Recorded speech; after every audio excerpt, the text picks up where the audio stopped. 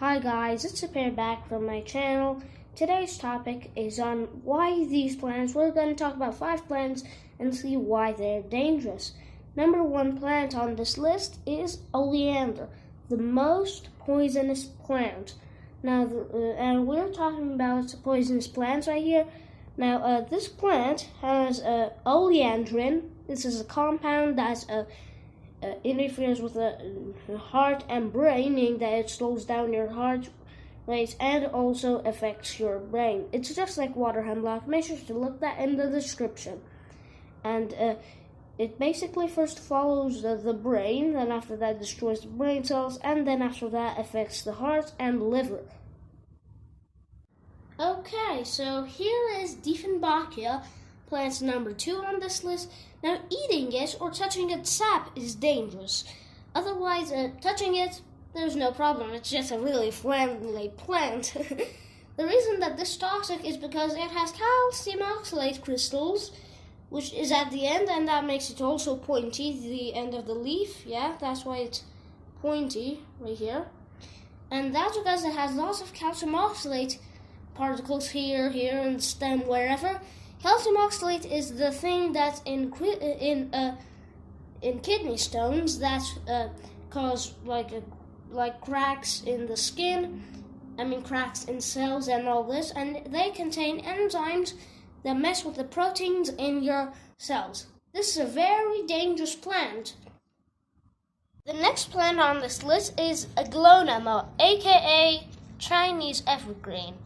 Chinese evergreen, or Aglaonema, is really poison. It is not actually toxic, but it causes a lot of pain, just like Dieffenbachia, because it also has calcium oxalate crystals, which makes the head also pointy, but it doesn't have any enzymes on its surface, meaning that with no enzymes on its surface, meaning that that's not toxic, but it causes unbelievable amounts of pain. This is the next plant on this list.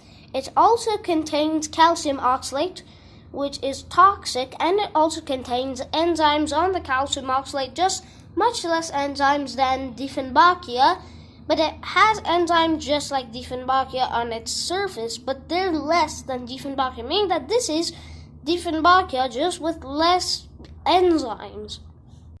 So, yucca is the next plant on this list. Of course, Chinese people eat yucca very much. You might have even heard of this plant.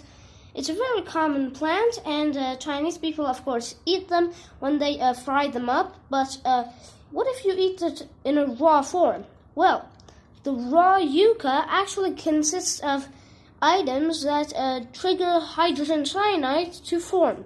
I mean, the hydrogen cyanide forms in your body. That's why Chinese people heat these up to eat them, because that would remove the hydrogen cyanide.